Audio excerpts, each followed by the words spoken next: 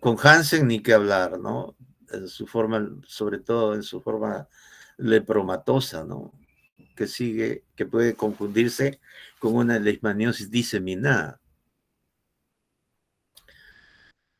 Una, una neoplasia de piel que fácilmente se observa metastasicidad al ganglio crural, ¿no? Correspondiente. Enorme masa que la leishmania, si bien es cierto, da también adenopatías satélites, pero no de ese tamaño, ¿no? O sea, al ojo nomás, uno observa la lesión, ojo, esta lesión estaba siendo tratada por nuestros rivales, o sea, los principales rivales que tenemos, ¿no? En el hospital correspondiente. Pero llega a mi mano, bien difícil ver una lesión de leishmania en la planta de los pies, ¿no? ¿Por qué? ¿Por qué les diría a ustedes, ¿no? Ahí sí hubiéramos conversado, hemos dialogado, hubiéramos dialogado ahí. ¿O alguien me puede decir por qué no en la planta de los pies?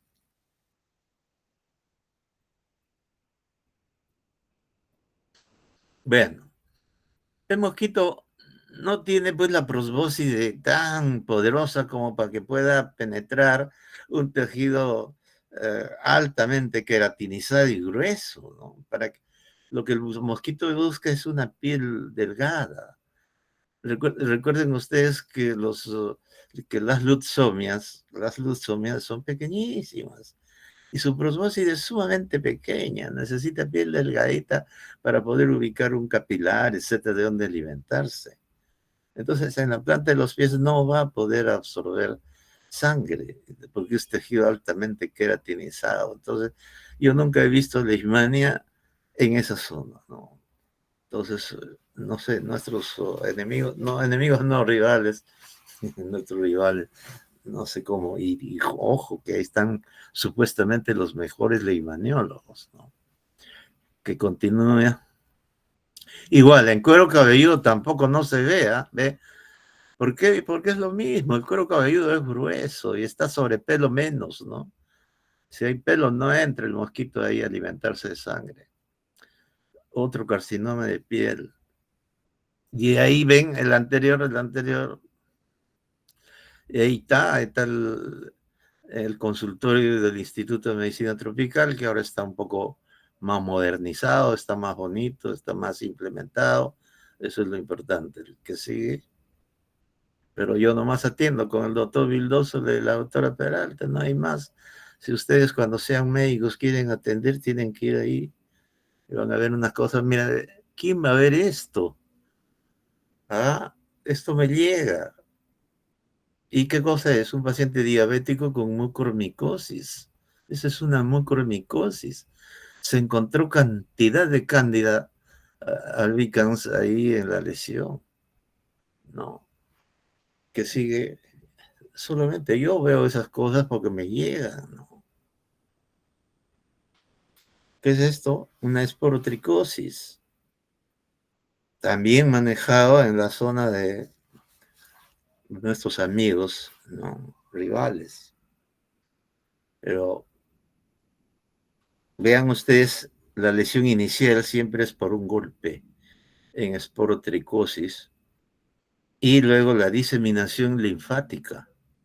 Si ustedes tocan esos nódulos de la diseminación linfática, porque también puede darse la forma esporotricoide, ojo, la forma esporotricoide de leishmania. En la forma esporotricoide de leishmania se ve la cadena en rosario que va hacia los ganglios correspondientes, pero afectando los linfáticos, pero los nódulos o nodulitos como en rosario son duros, son duros.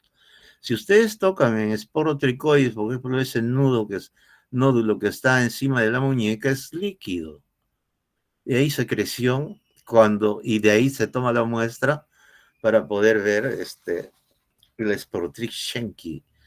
Ahí del líquido que sale, le hacen azul de metileno o KOH y van a ver eh, micosis. Y sí cultivan mucho mejor, ¿no? Entonces, Y ahí viene también otra vez la diferencia con esporotricosis y leishmania, que se pueden parecer, pero en esporotricosis siempre hay antecedente de golpe en el lugar donde sale la herida principal.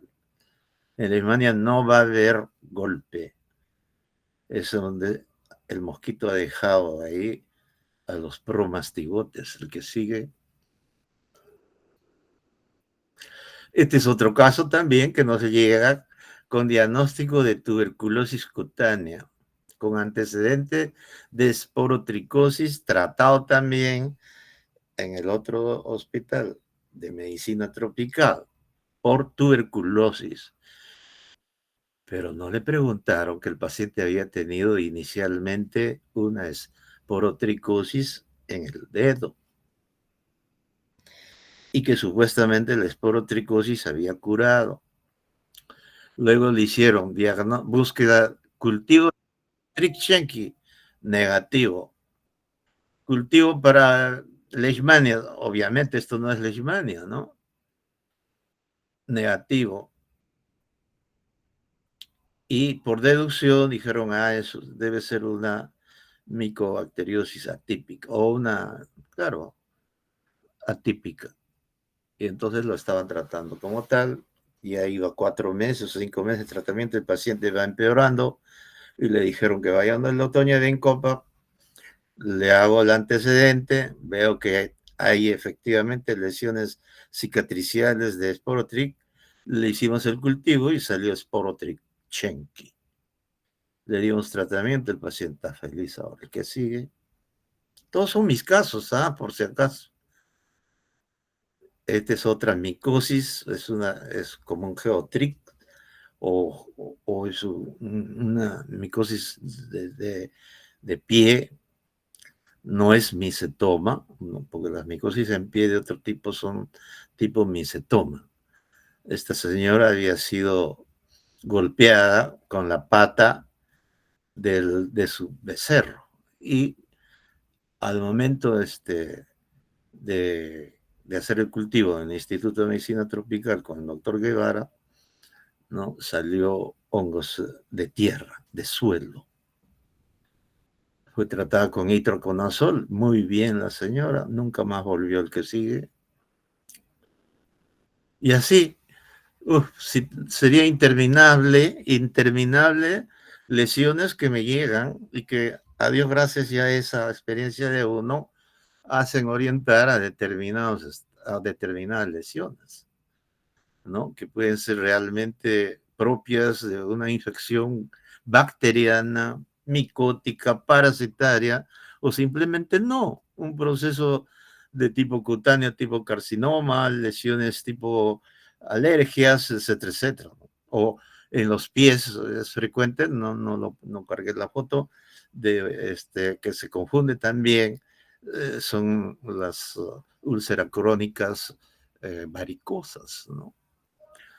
Entonces, recordando nomás de manera rápida, porque hay que ver lo práctico para ustedes, antes que se cumpla la, la hora, es una histoparasitosis, pues, producida por el protozoario del género Leishmania, ¿no? Que se localiza intracelularmente en los tejidos de los mamíferos y el hombre.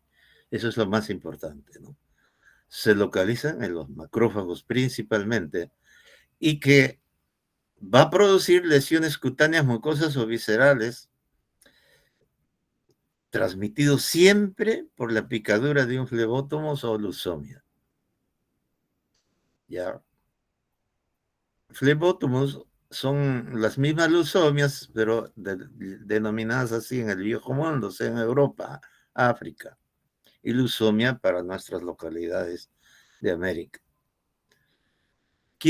¿Dónde se encuentran los amastigotes como en reservorios como pueden ser animales domésticos, el perro, el gato, los roedores de casa, etcétera? Y ni qué hablar, los mamíferos silvestres en el área rural, ¿no? Y eso es importante porque ustedes que van a ir a serums, por ejemplo, en las zonas de Lambayeque adentro, en Sierra, Incaugazi, es una zona leishmaniósica, pero van a investigar quién es el reservorio. Serán los roedores. Claro, es difícil, ¿no? No es fácil por el acceso, digamos así, un poco dificultoso en un territorio tan agreste como es nuestro país. Pero el doctor Tejada, que paz descansa, él se iba a hacer eso, a búsqueda de reservorios en animales. Pero, ¿por qué hay leishmania en Santa Eulalia? ¿Por qué hay leishmania en los valles interandinos? Porque hay animales silvestres que son reservorios. Puede ser el perro, zorros, roedores de toda índole, no. Y ellos, luego el hombre se afecta, pues, ¿no? Es una zoonosis, por eso nosotros somos parte de la transmisión, ¿no? De esta enfermedad que sigue. La clasificación, solamente para decirles que hay del subgénero del Leishmania, tiene dos subgéneros, Viania y Leishmania. Al subgénero Viania es la que pertenece la forma más agresiva de Leishmania, que es la Leishmania Viania brasiliense. Quiere decir que después de una lesión cutánea puede aparecer una lesión en las vías respiratorias superiores, mucosas, produciendo lesiones destructivas. El subgénero Leishmania, no tanto, no hay lesión mucosa, pero sí puede haber lesiones de tipo diseminadas o difusas. ¿Qué sigue? Bueno, la clasificación la va a revisar ya su delegado, tiene esta presentación. Siempre, si toman alguna foto, etcétera, siempre hay que mencionar de dónde procede. La mayoría, la mayoría no, todas las fotos son mis fotos. 7 especies de Leishmania en el mundo, ¿no? De las subgéneros Leishmania y Viania, conocidas, ¿no? Las principales, Donovani, toda la especie Donovani, sus subespecies dan las formas mucosas, ¿ya? O sea, esa raya de abajo donde dice Leishmania donovani, Chagassi. Chagassi supuestamente es la Leishmania visceral en América, pero es del género, subgénero Donovani. Donovani infantum es en Europa. Calazar, ¿no? La enfermedad de Calazar. ¿Hay Calazar en América? Sí. En donde se encuentra Brasil, las partes norte de Argentina, Bolivia, toda la selva amazónica, menos el Perú. Uno de ustedes debería ser el descubridor del primer caso de leishmania visceral en el Perú, más aún por la interacción que hay con Brasil a través de nuestras fronteras hacia la selva. Recuerden que ahora ya hay carreteras, ¿no? Como la que está al sur, que se va hasta Río de Janeiro, ¿no? Entonces, en esas condiciones va a entrar leishmania visceral a nuestro país en algún momento, si es que ya no entró, sobre todo en la frontera, ¿no? Trópica, Mayer y atiópica son las formas cutáneas en el viejo mundo. Leishmania mexicana con varias subespecies y otras nuevas también que están apareciendo, esas son de América o del Nuevo Mundo. En el caso de Viania, todo el subgénero Viania es en América.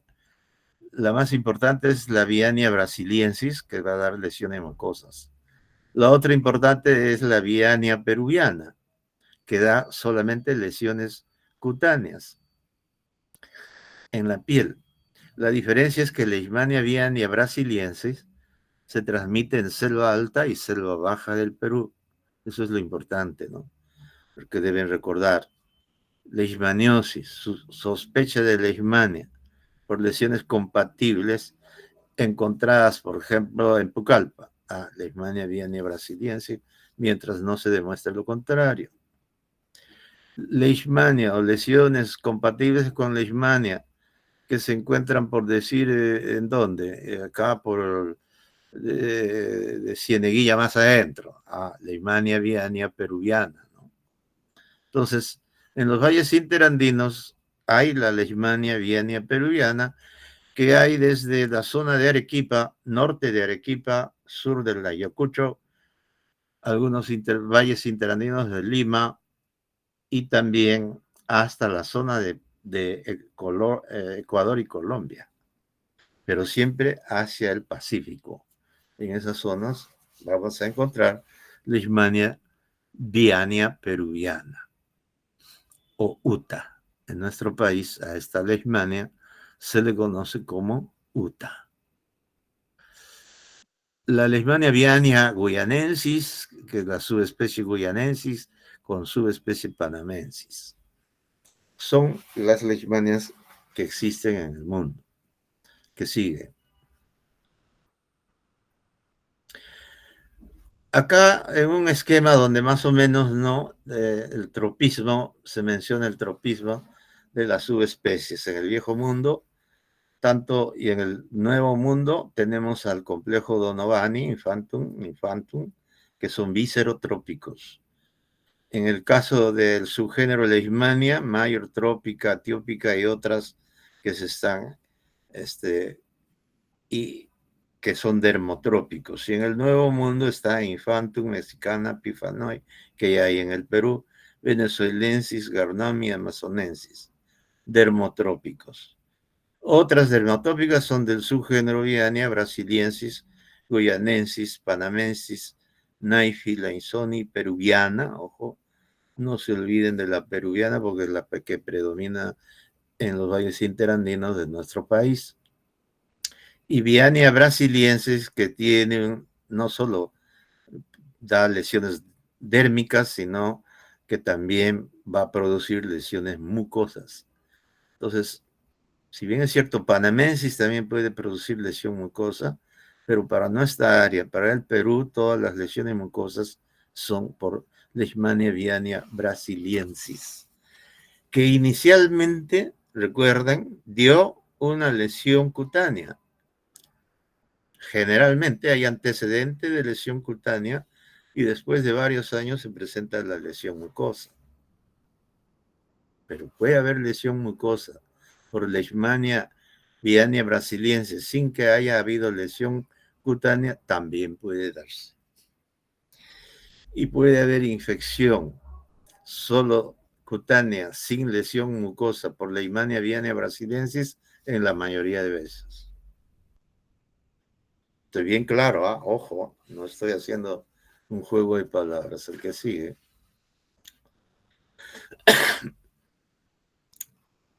Las formas clínicas de leishmania cutánea, entonces, tenemos, ¿no? Quizás viendo en la leishmania cutánea, vean la forma atípica. Generalmente es al comienzo de la lesión, es como un granito, una pápula, un nódulo eritematoso, que el coso puede involucionar. O sea, ahí nomás, no produjo mayor cosa. Y esto lo vamos a comparar con una imagen de respuesta inmunológica que vamos a ver más adelante. ¿Ya? Entonces, es en la forma atípica está comenzando la lesión.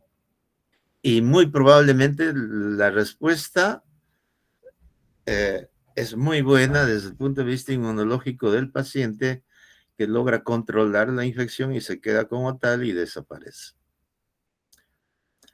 En la forma ulcerada es lo característico, ¿no? Que está también relacionado a inmunidad.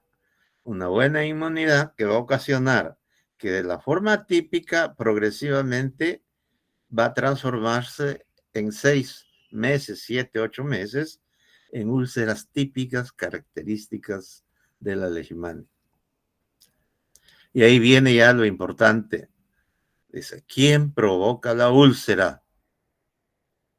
Levante la mano. Lo he dicho en clase de parásito. ¿Quién provoca la úlcera? Nadie. La úlcera es provocada por la reacción inflamatoria granulomatosa. El parásito está dentro de los macrófagos multiplicándose.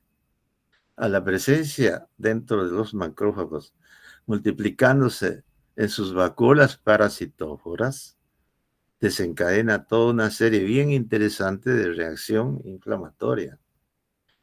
Al final, esta reacción inflamatoria granulomatosa es la que produce la destrucción del tejido y la formación de la úlcera característica. El mastigote está ahí, pero no está actuando directamente, sino de manera indirecta en la respuesta inmunológica, tanto de citoquinas y como respuesta celular. Y eso es lo que va a producir la lesión tanto en la piel como en las mucosas. Bien interesante, ¿no? Las formas diseminadas y difusas están netamente vinculadas a inmunodepresión. Diseminada porque fácilmente una lesión que no se ulcera tanto, ojo, no se ulcera en la forma diseminada ni en la forma difusa. En la forma diseminada, al lado de la picadura del insecto, se produce incremento de molestias que no parecen leishmania. Pero sin embargo, si ustedes hacen el frotis, van a encontrar mastigotes en buena cantidad. Y en las formas mucho más difusas ya es la extensión de las lesiones, o sea, casi a todo el resto del cuerpo. Pero es netamente por inmunidad baja. No hay formación de úlceras. ¿Por qué? Porque la respuesta no es granulomatosa. Porque ese paciente está inmunodeprimido. Y por tanto, los amastigotes están que se multiplican severamente y fácilmente. Señores, de ahí viene mi hipótesis que ustedes deben verificar. Todos los parásitos, vean, tienen un potencial de defensa frente a la inmunidad. Se defienden y se protegen. Cuando hay buena inmunidad, se esconden ahí en los macrófagos y ahí están multiplicándose. Y ocurre una situación muy parecida al hipnozoito en el caso de malaria. El hipnozoito, ¿dónde se encuentra? En los hepatocitos y están durmiendo. ¿Y qué pasa con la leishmania dentro del macrófago que toma la denominación de amastigote? Hay los hipnoamastigotes. Ojo, recuerden, estoy acuñando este término. Hay los hipnoamastigotes. ¿Cuándo aparecen los hipnoamastigotes? Cuando la respuesta inmunológica en ese paciente es muy buena. Estos hipnoamastigotes en Leishmania aviaria brasiliense son los causantes de las lesiones mucosas que se van a presentar después de 5 años, 10 años, 20 años, etcétera, en las zonas de las vías respiratorias altas. Ojalá me quede tiempo para poder explicarles mejor esto más adelante. Ya, pero existen los hipnoamastigotes, como existen. Dice, ¿qué pasa si hay buena inmunidad para cualquier parásito? El parásito se va a tratar de proteger enquistándose. En, en el caso de toxoplasma, ¿no? Cuando la respuesta es muy buena, el parásito se enquista y salen los quistes tisulares de toxoplasma, los quistes tisulares de Sarcocistis hominis, los quistes tisulares en enfermedad de Chagas. Cuando la inmunidad se pierde, estos quistes tisulares liberan a los parásitos transformándose en formas de enfermedad grave. Entonces, esa protección es Y hay otra todavía. En un paciente con SIDA puede ocurrir estas lesiones diseminadas, difusas de leishmaniasis. Lo que pasa es de que ahora con la terapia antirretroviral a esa parte investigatoria no se ha llegado porque yo no trabajo en la selva, ¿no? Pero, ¿qué pasa, por ejemplo, en un paciente que tiene estrongiloides estercorales? Un paciente que tiene estercoralis y que es inmunocompetente, como ustedes, la estrongiloidiasis al salir como larva rhabditoide mantiene su estado de larva rhabditoide y sale así con las heces. Pero un paciente con SIDA, la estrongiloides, como no tiene la inmunidad celular que está atacando a la larva rhabditoide, entonces esta larva rhabditoide no se defiende y rápidamente se transforma en la mucosa intestinal en larva filariforme. Y entonces, ¿qué va a ocurrir? La autoinfección interna con estrongiloides y la autoinfección externa de estrongiloides en paciente con SIDA. Por eso estrongiloidosis es más severa en esos casos. Señores, pregunten a otros colegas míos a ver si les va a dar esa opinión. ¿De dónde saco esta conclusión? El doctor Rito Serpa, fallecido ya lamentablemente, prematuramente, él tiene una imagen donde los linfocitos están atacando a las larvas rhabditoides. Y para defenderse en ese estado, las larvas rhabditoides no modifican su estructura, porque como han visto en sus láminas ustedes, son más rechonchas, más gruesas, se alimentan para protegerse de la inmunidad y así salen con las heces. Y ya en el medio ambiente se transforman en larvas filariformes. Por lo tanto, en Leishmania es igual. Los amastigotes se transforman en hipnoamastigotes y ahí están latentes cuando hay buena inmunidad. Pero en las formas diseminadas y difusas no. Ustedes lo van a encontrar ahí fácilmente que se están multiplicando y no dan úlceras porque no hay reacción granulomatosa porque el paciente es inmunodeficiente. En las formas leishmaniasis mucosa o mucocutánea, les decía a ustedes que la leishmania mucocutánea va a aparecer por inoculación por parte de la leucemia de la forma de o de la especie Leishmania viania brasiliensis. En su estructura molecular, seguramente este tipo de Leishmania facilita y viabiliza su vida, ¿no?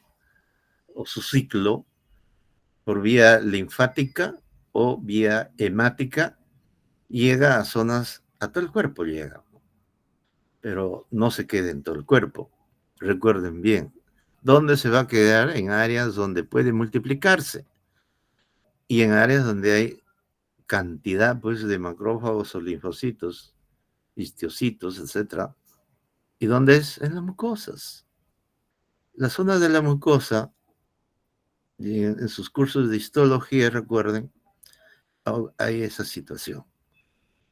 O vemos cantidad de respuesta inmunológica protectora, ¿no? Ahí es donde se meten por receptores específicos los amastigotes de Leishmania viania brasiliensis y pueden estar latentes ahí por muchos años o producir infección a los 2, 3, 4 meses después de la lesión cutánea. Pero de lo que yo he observado, jóvenes, la lesión mucosa se observa en el Perú más o menos entre el cuarto, quinto o sexto año después de haber tenido la leishmania cutánea. Pero yo he sido y soy creo el único hasta ahora que ha visto un paciente que ha tenido lesión cutánea cuando era de 2 o 3 años, estando en Juanjuy, El paciente ya en Lima se vino a trabajar en el Callao como estibador, ya tenía, no, ese es el de 40 años, tenía 40, un poco más, y a los 40, después de 40 años le salió al estibador lesión mucosa, y hace años no iba a la selva. O sea, él se vino muy chico, muy joven a Lima, y estando en Lima trabajaba ahí, todo estaba muy bien, pero algo despertó a la leishmania, pues, y desarrolló leishmania mucosa. Igual con un señor, el señor de Juanjuy, sí, el señor vino a los 68 años, y este señor tuvo leishmania cuando tenía 4 o 5 años, allá en su tierra, y desarrolla la forma mucosa después de 60 años de haber tenido la lesión inicial. Para ustedes, referencia, doctor Vincopa. Ya. ¿Y qué ha pasado con la leishmania durante esos 60 años? ¿Ha estado ya en la mucosa nasal? Por supuesto. Lo dicen los brasileros. ¿Qué despierta? Probablemente un desequilibrio en el estado inmunitario de ese paciente o un trauma, como puede ser un golpe a la nariz, una intervención quirúrgica, etc. Despierta a la leishmania que está dormida dentro de los macrófagos en una forma de hipnoamastigote, término que soy el que yo le estoy dando. Porque no puede ser un hipnoamastigote. ¿Quién le dio el nombre de hipnozoitos, ¿no? A los esporozoitos de malaria? Es algo así. Uf, cosas bien interesantes.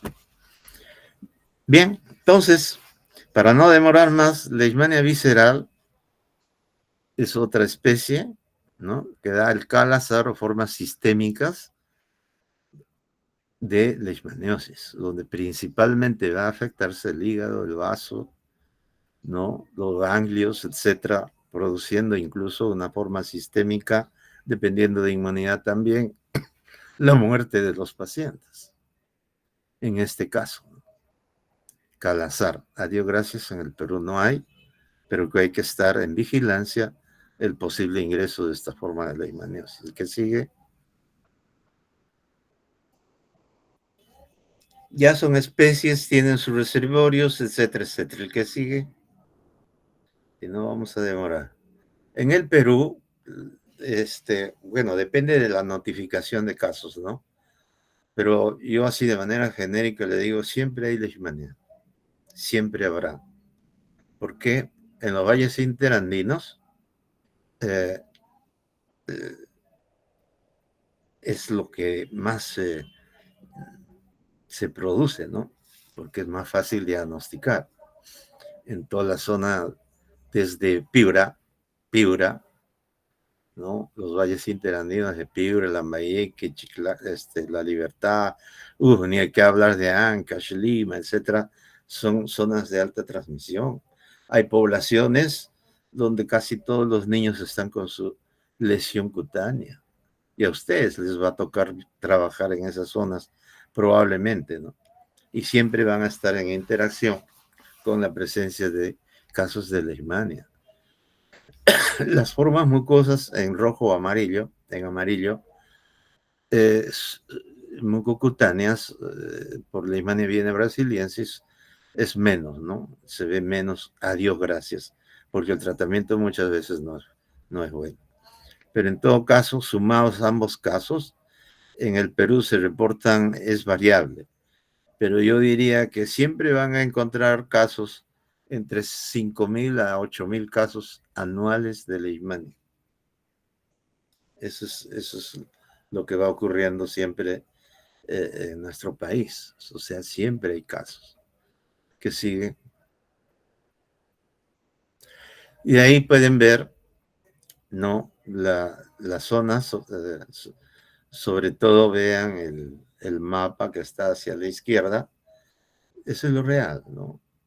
Vean las áreas de rojo, son de mayor transmisión, están ubicadas alrededor del río Amazonas, sus afluentes, río Ucayali, Madre de Dios, alguna zona de la selva central, algunas zonas que es variable, ¿no? En la sierra es variable, a veces no hay también. Y en amarillo es las zonas más o menos intermedias de transmisión. Lo importante es de que en verde, sí, ahí vean en la costa, ¿no? En verde hay alta prevalencia para Leishmania por Leishmania viania peruviana.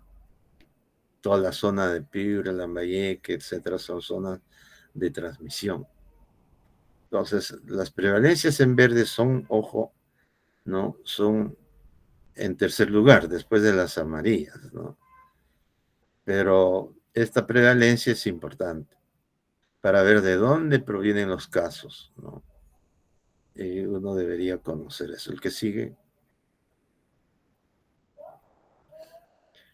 ya lo analizan un poco el mapa, pues. Lima también estamos en zona de transmisión, ¿no?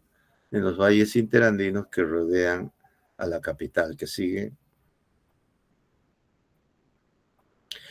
Ya recordando lo que ustedes conocen, ¿no? La transmisión es por el mosquito hembra, que fecunda a la hembra va a requerir de sangre necesariamente para la maduración de sus huevos y busca a los mamíferos o al hombre a picarlos, a alimentarse. En ese momento es donde regurgita a los promastigotes que están en sus glándulas salivales, en la parte anterior del aparato bucal, pero más que regurgitar es inocular su componente salivario para poder anestesiar al paciente, a la zona donde se está alimento. Recuerden ustedes que todo lo que entra al cuerpo duele, así sea una prodosis pequeñita debería sentirse, pero por la salivación anestesian y el paciente no siente la introducción de la probóscide y junto con la saliva ingresan pues cientos de miles de promastigotes, o sea, las formas alargadas de la leishmania, originando ahí progresiva y lentamente en la zona de inoculación de los amastigotes, no, de los promastigotes, la transformación, como promastigotes no pueden vivir, entonces se transforman en amastigotos y son fagocitadas, ¿no? Por los fagocitos que hay en la piel. Entonces nosotros tenemos fagocitos en toda la piel, ¿no? Entonces, al ser fagocitados estos promastigotes por los fagocitos se transforman en amastigotes y se protegen dentro de las membranas o vacuolas parasitóforas, transformadas así ya en amastigotas, donde se multiplican por fisión binaria y luego se liberan para ingresar nuevas células. Pero para eso, como les dije, ya se presentó la respuesta inmunitaria tanto de citoquinas y formas celulares que van a dar la forma de granulomatosa y la lesión correspondiente, siempre en el ciclo en el lugar de inoculación de los promastigotes. Y el mosquito, ¿cómo se infecta? Cuando se alimenta, no de sangre, pero de áreas cercanas a dónde? A la lesión. Es probable que se pueda, al alimentarse de sangre, en cualquier otro sitio también infectarse, pero eso generalmente tiene que ser cerca de la lesión, ¿no? Porque ahí va a jalar macrófagos con amastigotes. Entonces, al aspirar macrófagos con amastigotes, estos amastigotes ya en el intestino del vector, del mosquito, se transforman en células paramastigotas y luego en promastigotes.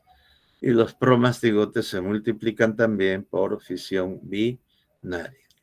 Los promastigotes metacíclicos son los que van a ir hacia las glándulas salivales para ser nuevamente inoculado por el mosquito. ¿Qué sigue? las leusomas. Entonces, las amastigotas entonces son las formas que están viendo acá, ¿no? Pequeñitas, que han visto en parásito, ¿no? Forma infectante para el vector, porque el vector va a alimentarse con sangre que tiene macrófagos. Y estos pasan al intestino del vector. Es la forma infectante para el vector. Son intracelulares obligatorios de los macrófagos. Se multiplican por fisión binaria, pero también pueden crecer en medios de cultivo celulares. O sea, los medios de cultivo para que crezca a mastigotes tendría que ser con células. El que sigue, rápido nomás, que ya se nos va el tiempo. Los promastigotes forman infectante para el humano, que se encuentra en las glándulas salivales, vive en el intestino de la leucemia y también se multiplican por división binaria. El que sigue. Bueno, la patogenia es bien compleja, no solamente un resumen pequeño, pero que a ustedes les corresponde como estudiantes y sobre todo a quienes se interesan por ello, ¿no? Entonces, ¿quiénes responden? Los macrófagos, células dendríticas, monocitos, a través de sus receptores, ¿no? Glipoproteína 63 y otros lipofosfogluconos, fagocitan al parásito por este intermedio, ¿no? Los promastigotes permanecen en el espacio intercelular y activan el complemento por la vía alterna. Se transforman en amastigotes que resisten la agresión y se multiplican dentro de las vacuolas parasitóforas vivas ahí, y en el caso de Leishmania aviaria brasiliensis pueden permanecer latentes en el sitio de inoculación o en las vías respiratorias. Entonces, esa adhesión entre el parásito y los macrófagos es fundamental para la invasión de las células del huésped. El que sigue. Lesiones características, entonces, ¿no? De respuesta al parásito. Que vamos a encontrar acá células macrófagos con abundante amastigotes. Entonces, esta respuesta es inflamatoria de tipo granulomatosa. Histiocitos, linfocitos, células plasmáticas, citoquinas, hacen que la lesión se vaya ulcerando gradualmente. Desde una pápula pequeña se va destruyendo el tejido porque ya es tejido alterado por la respuesta inmunitaria. Pero los macrófagos están tranquilitos con sus amastigotes dentro. Siempre la úlcera es redonda, para ustedes siempre es elevada, siempre es elevada. Cuando no es elevada, duden de que puede ser leishmania y no duele, no molesta, no, a lo más da discreto escozor y punto. No le molesta, a diferencia de lesiones micóticas que son dolorosas o lesiones bacterianas, ni qué hablar, ¿no? Las lesiones bacterianas son muy dolorosas. ¿Qué sigue? Igual, ¿no? La diversidad. Uy, ¿por qué está esto ahí? La diversidad de lesiones o una pequeña variación ya depende pues de cómo conserva su lesión los pacientes. Muchas veces le ponen eh, agua de batería, infinidad de cosas, ¿no? Eso altera un poco. Pero son lesiones características, siempre de bordes elevados, medio, uh, medio amoratado, ¿no? Un rojo morado, más o menos. Puede tener adenopatía satélite, pero nodular, que en la zona epitroclear sobre todo. El que sigue, diversas formas en el dorso del muslo. En el dorso del muslo, en un paciente que trabaja sentado, ¿no? Se humedece, pues, y transforma. Pero no le duele mucho, soporta muy bien. Que sigue, una bacteriana o no les deja sentar. Y estas serían, pues, las características más importantes de Leishmania, ¿no? siempre de borde elevado, de borde grueso, granulomatoso, no doloroso, es lo característico. De donde uno toma las muestras, limpiar adecuadamente con un bisturí el borde de la lesión. Yo saco del borde de la lesión y no he tenido problemas para ver a mastigotes. Y de ahí se hace un raspadito y se hace el frotiza en lámina, se colorea con IEMSA para hacer el diagnóstico. El que sigue. Tenemos que ir rápido, ¿ya? Ya diversas formas de leishmania, esto es cuando ya tiene más tiempo, como que tratan de autolimitarse, el que sigue. Igual, ve, en un joven, una muy buena respuesta inmunológica, trata de autolimitar la lesión. Sigue. Cuando lo tienen macerado con grasa, con cualquier, entonces toma esta forma, ¿no? Pero ya es una lesión un poco más antigua, que sigue. En niños la reacción puede ser muy dramática, como en este caso, o también, con toda seguridad, esa criatura tiene estafilococo que le está produciendo un tipo impétigo, ¿no? O estreptococo también, que sigue. Cuando no se hace, la criatura se mueve, se raspa, se rasca, etcétera, pero los adultos ya no tanto, ¿no? Como en esta niña, ¿no? Entonces puede soportar su lesión, que sigue,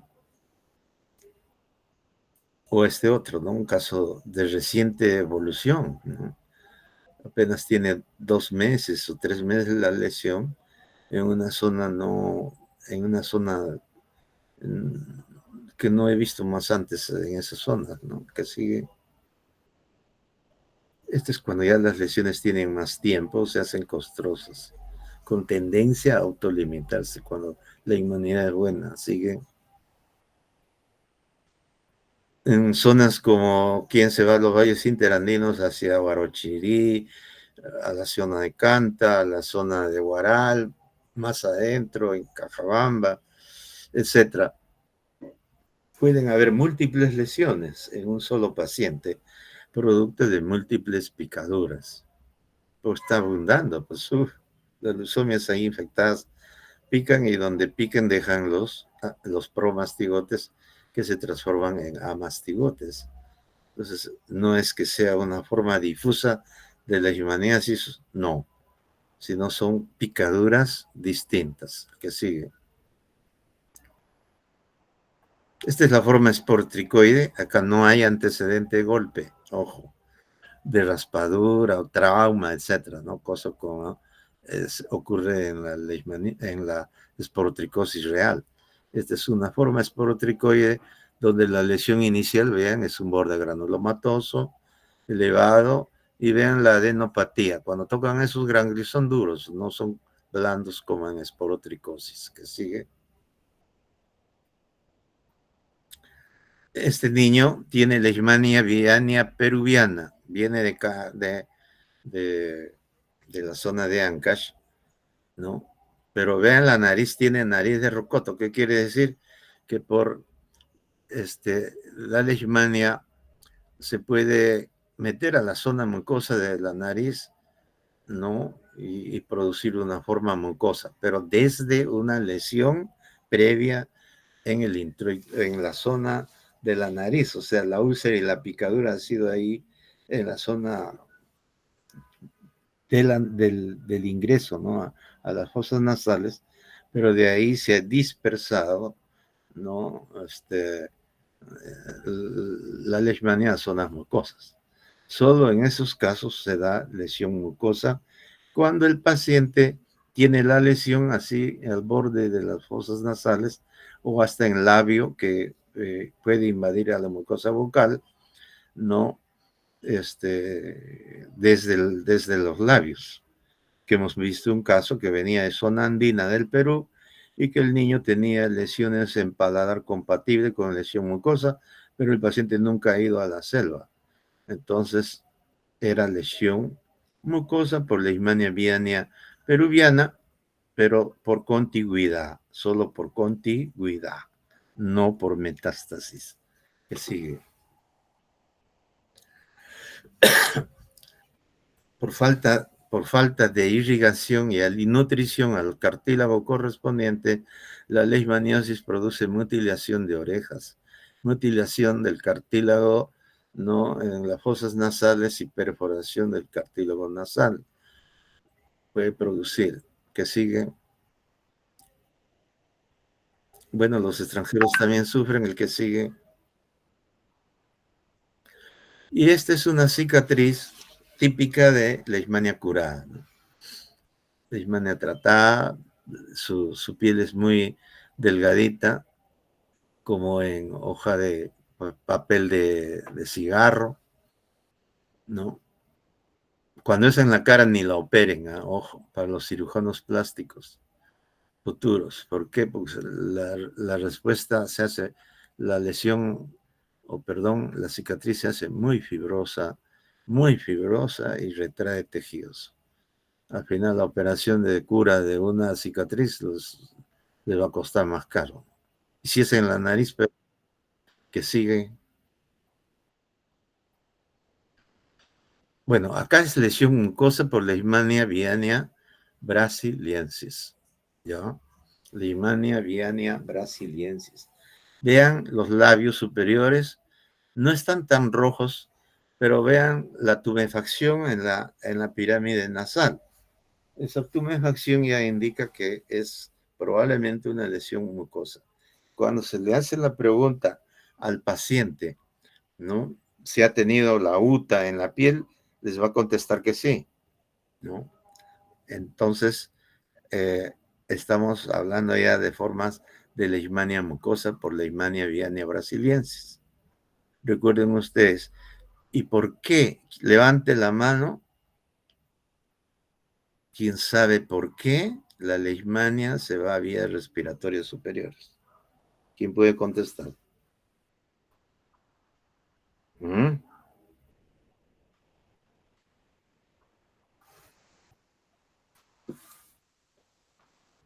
Fácil, pues. Las temperaturas adecuadas para la multiplicación del parásito jóvenes es eh, a 25 grados o menos, ¿no? Entonces, eh, esas temperaturas permiten este, eh, que el parásito se multiplique más rápidamente. ¿Qué quiere decir entonces? Si yo adquiero leishmania en la selva y, y ya he hecho metástasis a las zonas mucosas, pero mi inmunidad es buena, está haciendo que los hipnoamastigotes estén ahí tranquilos, llego a la sierra, la temperatura fría de la sierra hace que mis mucosas estén frías y eso va a facilitar que los amastigotes se multipliquen rápidamente, produciendo lesiones destructivas de la mucosa nasal, faringea, laringea, muy severas, muy severas. ¿Ya? Entonces hay que tener en cuenta esa situación. El que sigue, rápido nomás, porque falta tratamiento. Vean, lesiones mucosas, granulomatosa en boca, el paciente no le duele mucho, no fastidia mucho. Que sigue. Bien, son lesiones, sigue nomás, sigue las lesiones mucosas, ¿no? Por metástasis, ¿no? Son granulomatosas y tolerables por el paciente. Puede, ahí está la clásica nariz de rocoto, con la úlcera que se ha producido por metástasis. Ellos tienen antecedente de leishmania. Puede ser 5, 6, 7 o más de 60 años, como les he dicho a ustedes. ¿Ya? En este caso ya hay perforación del tabique nasal. Cuando la perforación es fuerte, cae la nariz y se le llama el nariz de tapir, ¿no? El que sigue. Este paciente, escasamente uno de ellos, adquirió la leishmania en la selva de la Convención, en el Cusco, pero su pueblo de origen eran las zonas altas y frías, donde tenía sus vaquitas. Regresó a su sitio cuando lo estábamos yendo el tratamiento bien, pero por sus animales regresó a la sierra y dejó el tratamiento. Pero regresó ya con lesiones mucosas en fosas nasales, en faringe, laringe, tráquea, prácticamente la laringe destruida por la leishmania, y pues se murió, ¿no? Se murió ahogado con sus propias secreciones, ¿no? Lamentablemente, ¿no? Entonces, en una forma grave de leishmaniosis. Grave, leve, cuando la mucosa nasal está afectada y la boca también, pero solo hasta el paladar. Moderada cuando la epiglotis se afecta y grave cuando la glotis o tráquea se afectan.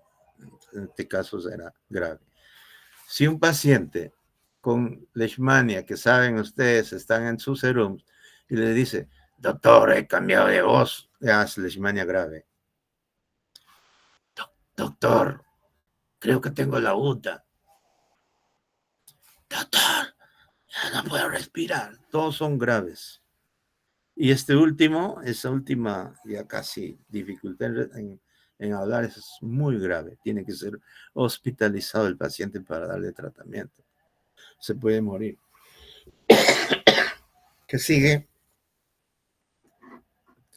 Es un paciente curado de leishmania que le ha dejado su única secuela,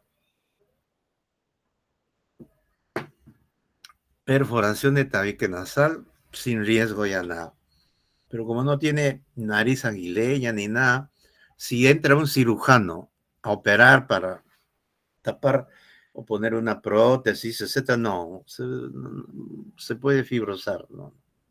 Así use cualquier hilo, ¿ya? Así use cualquier hilo. El problema no es el hilo, ni la tijera, ni la aguja, ni nada, como cierto individuo piensa. Nada, señor, basta que haya traumas, se hace muy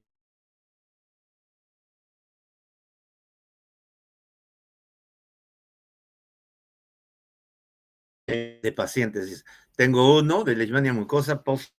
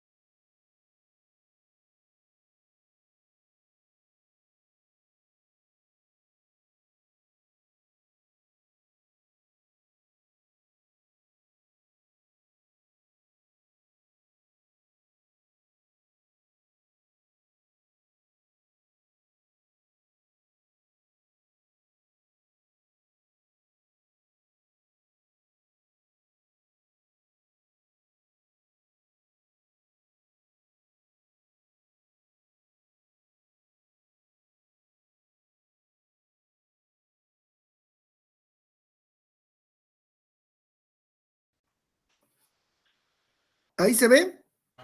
Ahora sí, doctor.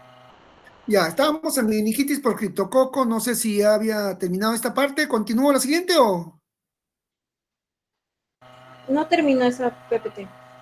Ya, entonces, meningitis por criptococo está muy relacionado al VIH, ¿ah? Cuando surge el VIH aparecen las meningitis por criptococosis. Pacientes con CD4 muy bajo, por debajo de 100, ¿no? Entonces, ingresa el hongo, entra al pulmón, el pulmón, recuerden que el sistema macrofágico, los neumocitos son linfocitos CD4 que van a estar disminuidos, son macrófagos del tipo CD4 y los linfocitos también van a estar disminuidos. Por lo tanto, nuestro sistema de defensa en el paciente con VIH, pues, no va a existir. Y prácticamente el hongo ingresa de frente, no hay quien lo frene, más su sistema inmunológico, sistema de protección del mismo hongo, ingresa al pulmón, ingresa vía hematógena y como tiene una neuroafinidad por el sistema nervioso central, se va de frente a producir meningitis o meningoencefalitis, ¿no? El cuadro, ya dijimos, es fiebre, cefalea, malestar. No va a haber rigidez de nuca. La rigidez de nuca es una muestra de respuesta inflamatoria que uno encuentra en el paciente con meningitis por neumococo, por Neisseria meningitidis. Pero en este caso, como el paciente no tiene respuesta inflamatoria, prácticamente no va a haber rigidez de nuca, ¿ya? Inclusive uno punza y puede haber 3, 4, 10 células, producto justamente de que hay una linfopenia y una leucopenia importante del sistema inmunológico, pero el paciente puede estar haciendo una meningitis por criptococo y esto agrava el cuadro, ¿no? Entonces, requiere alta sospecha clínica en estos casos. En el caso del pulmón, ¿no? Generalmente en pacientes que no son inmunocomprometidos, la afectación puede progresar o regresionar espontáneamente o puede permanecer estable durante un periodo largo de tiempo, a veces meses, ¿no? Y raro que haya síntomas. A veces es un hallazgo, ¿no? Es un hallazgo que se encuentra un nódulo pulmonar y resulta que el paciente está sin molestias y quieren hacer diagnóstico de cáncer y resulta que es criptococosis pulmonar, ¿no? Suele aparecer sola o a veces hay otras manifestaciones. En inmunosuprimidos sí puede haber afectación asintomática o grave, ¿eh? O sea, hay pacientes que hacen meningitis por criptococo y hacen compromiso pulmonar, compromiso dérmico y compromiso de criptocosemia, ¿no? Entonces, hay un grupo de pacientes entre 5 a 25% que van a hacer tos, disnea, compromiso del pulmón por criptococo y pueden tener una alta tasa de mortalidad si es que esto ocurriera, ¿no? Este es un ejemplo, por ejemplo, de una mujer de 44 años que tenía un nódulo pulmonar, fue un hallazgo esa lesión en el pulmón, le hacen PET scan que salió negativo, marcadores tumorales negativos, BK y lavado bronquialveolar negativo. Tenía el antecedente de que vivía en una azotea en Lima, en estas azoteas donde abunda el polvo, pero había abundantes palomas y ella limpiaba la azotea. Y entonces, cuando se hace la resección de este nódulo, sale con inflamación crónica, con una respuesta de cuerpo extraño y presencia de formaciones levaduriformes sugestivas de criptococo, y el PAS fue positivo, ¿no? Entonces, esta paciente recibió fluconazol vía oral por 6 meses, ¿no? Entonces, esta es una criptococosis pulmonar. Afectaciones cutáneas se puede dar en 10% de pacientes con VIH, sobre todo en cabeza, cuello, ¿no? Algunas son muy similares al molusco contagioso, y también pueden haber otras afectaciones, ¿no? Endocarditis, endoftalmitis, pielonefritis, artritis, osteomielitis, ganglionar y la próstata, ¿no? Sobre todo próstata porque se dice que próstata es un reservorio de criptococo neoformas y podría ser uno de los lugares donde se queda el hongo y podría producir recidivas de criptococosis, ¿no? Y también recuerden que se puede hacer dosaje de antígeno de criptococo en sangre y puede ser positiva y el paciente tener cultivos negativos o inclusive tener licocefalorraquídeo negativo, ¿no? El diagnóstico, el cuadro clínico ya lo dijimos, a veces es inespecífico. Las tinciones, la tinta china, ahí a la derecha tenemos tinta china, ¿no? Positiva, que tiñe la preparación, excepto la cápsula, ¿no? Con una sensibilidad que puede ser variable en 25-50%, pero en VIH puede mejorar. Puede haber falsos positivos de la tinta china, sobre todo con levaduras del tipo Rhodotórula y Cándida, ¿no? Hay otras tinciones, como la cápsula de Musicarmin, o también se puede hacer metenamina de plata o el PAS, ¿no? Ácido periódico de Schiff, ¿no? Se identifica ahí el criptococo neoformans, ¿no? Luego, los cultivos, ¿no? Para identificar el criptococo, se hace en líquido cefalorraquídeo, en sangre, en lavado bronquial, se hace en agar saburó, ¿no? Y crece en 48-72 horas. Hay también búsqueda del criptococo en sangre, ¿no? Los métodos automatizados, semiautomatizados ayudan a identificarlo lo más temprano posible. Luego el dosaje del antígeno capsular, látex, suero, líquido cefalorraquídeo, orina y esputo, con alta sensibilidad y especificidad, ¿no? Pero recuerden que puede haber falsos positivos, ¿no? Factor reumatoideo, tricofitón B. jelly, Capnocitofaga caninmorsus y en bacteremias o neoplasias, ¿no? Y también ahora hay diagnóstico molecular, ¿no? Biología molecular por PCR para el diagnóstico de hongos. Acá hay un cultivo arriba, abajo tinta china positiva, ¿no? El manejo de la meningitis por criptococo en general, en VIH se hace una punción lumbar. Es interesante porque acá, como el paciente hace hipertensión endocraniana, hay aumento de la presión del líquido cefalorraquídeo, que puede estar elevada, normalmente es entre 12 a 18 la presión por milímetro de agua, puede llegar pues a valores el doble, 25, 30, 40, 50. Entonces hay incremento de la presión intracraneal. Y en estos casos se indica la punción lumbar, no solo diagnóstica, sino terapéutica. El paciente hay que estarlo punzando para lograr disminuir al 50% la presión que tiene. Y a veces las punciones tienen que ser diarias y en alguna ocasión hemos tenido que poner drenaje continuo y es raro, pero también a veces es necesario hacer derivaciones en estos pacientes, ¿no? La terapia de inducción, no tenemos fluocitocina, pero esta es la droga de elección, anfotericina más fluocitocina, 2 semanas o hasta que el cultivo esté en negativo, y luego se consolida con fluconazol, 400 miligramos endovenoso vía oral por 10 semanas. Y luego la profilaxis del fluconazol hasta que una vez que reinicia terapia antirretroviral mejora el CD4, si está por más de 3 meses por encima de 100, ya se suspende el fluconazol, ¿no?